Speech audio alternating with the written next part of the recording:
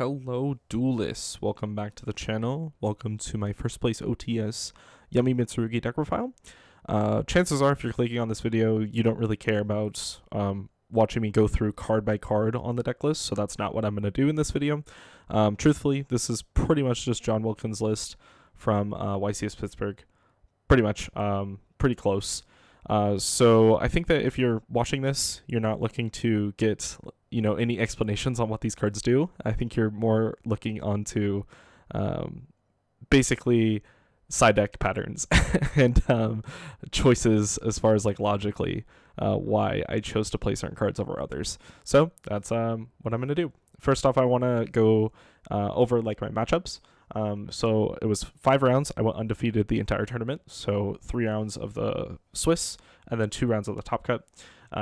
My Swiss rounds were against Pure Mitsurugi, Malice, and K9 Vanquish Soul. In top cut, I went against a Sprite Yummy, which was pretty interesting, but really free. I'm gonna be honest. I just Full-Lost him twice and game was under. It was very sad. And then Malice again, same player I played in round 2. But yeah, it was honestly pretty good. The hardest matchup was definitely Malice, but it worked out in the end. So as far as what the changes I made is I made some changes in the side deck and I made some changes in the extra deck.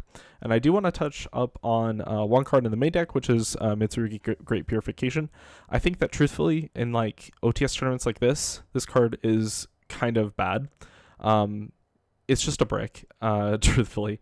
The reason you play it is to play around cards like Droplet and Dark Ruler, so you can like set up a negate so that players that play those cards in their main deck, you have an out, to those cards, because that's like honestly how you lose game 1.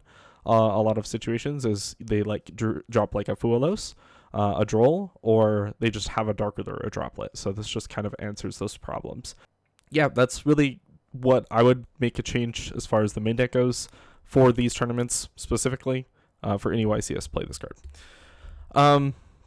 As far as the side deck goes, he was on 2 copies of Blackout Glass. I decided to play another copy of Cookie and also a copy of Talents over it. I think that Talents is just stronger, and I think that Cookie is just like a better consistency piece that you can also be playing in your list. Typically what I would do is I would side out 2 copies of Full-Lost and then 3 copies of Dark Ruler, and I would just fit these 5 cards in. The reason I would keep the 1 copy of Full-Lost in is because of Crossout specifically. It's just another answer in addition to Ash Blossom. And a lot of decks, it's like really annoying because like if you draw the 1 of Full-Lost, then you're like bricking on it. In this deck, you can discard it with Cupsy, so it's not really that big of a deal. So I figured that was okay.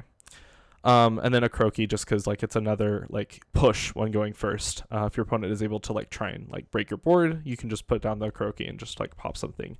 Comes up quite often actually. I think that it's really strong. The beer was insane, nothing to mention with that. Meows was insane, nothing to mention with that. Something that's a little bit different is I played Cyframe Gear Delta over Retaliating Sea and Double Cyclone. If you're not sure what Double Cyclone is, let me pull it up. Here it is. So I think that these cards kind of suck. Retaliating Sea specifically because you have to draw like, as far as yummies go, you have to draw 2 yummies in order to out your own Retaliating Sea. Because you normal summon a yummy, you have to link it off with a statue, which your yummy is going to get banished. You place a field spell, and then you can special summon a yummy, and then link your Retaliating Sea and your yummy off for SP or IP. You can't really do it any other way. You can't like normal summon a yummy and then link them off into IP or SP because then you're clogging up your extra monster zone, so you can't play the game. And like you're just kind of stuck. Unless you draw Marshmallow, in which case you're like you would have to draw like Hand Trap Marshmallow in order to like not do that line as well, because you would have to normal summon your Hand Trap, SP, and then because SP can banish. I actually don't know this. Yeah, it's either field, so SP can target itself. That's why I was thinking that. So you can like go like normal summon Hand Trap, make Almirage, and then link off Retaliating Sea Almirage into SP and SP target itself to banish it to out the Retaliating Sea. It's just really bad. It's super neg. It's really bad. So I decided to not play Retaliating Sea and instead just play 3 more answers that are basically the form of like Ash Blossom against Dracotail. So you can just like pretty much hit him with the Delta, and it does effectively the same thing. I didn't play it against any Dracotail, unfortunately, so I wasn't really able to test the theory. I think that it's just better than playing Retaliating Sea because of that. As far as Mitsurugi cards go, as far as outing your own Retaliating Sea, you would have to like Habakiri tribute your Retaliating Sea and keep the Saji on board.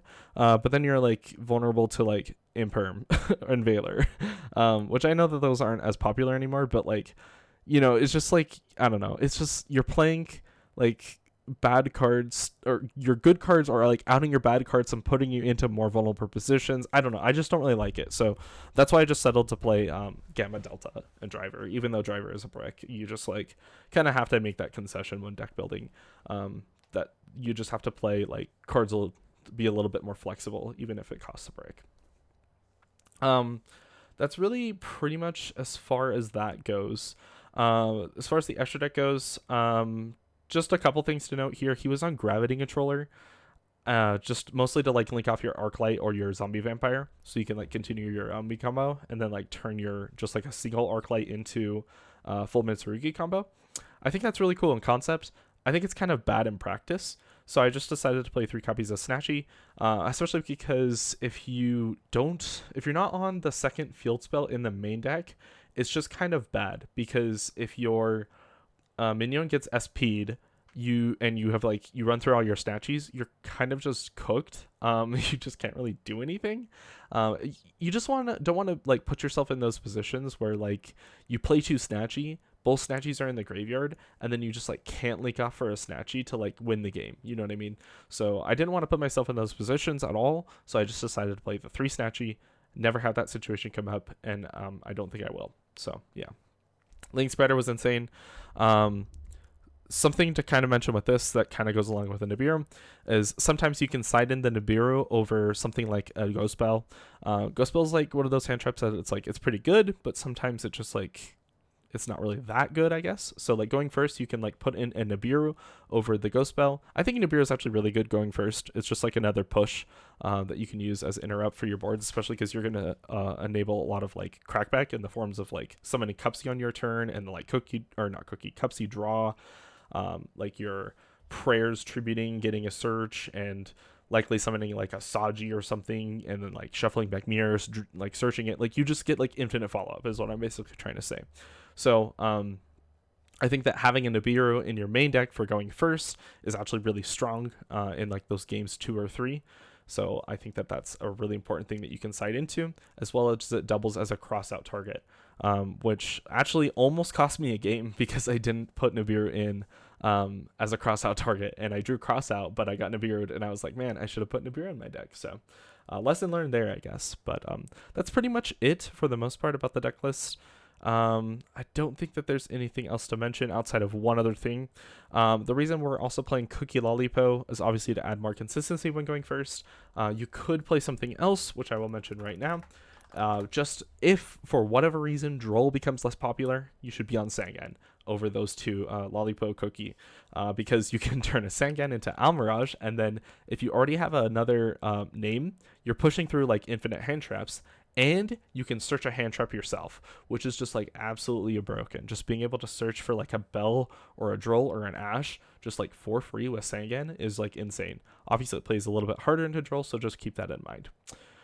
Anyways, I hope that's gives you a little bit more insight into this deck, and yeah, I hope you guys enjoyed. Thank you for watching, and I will see you next time.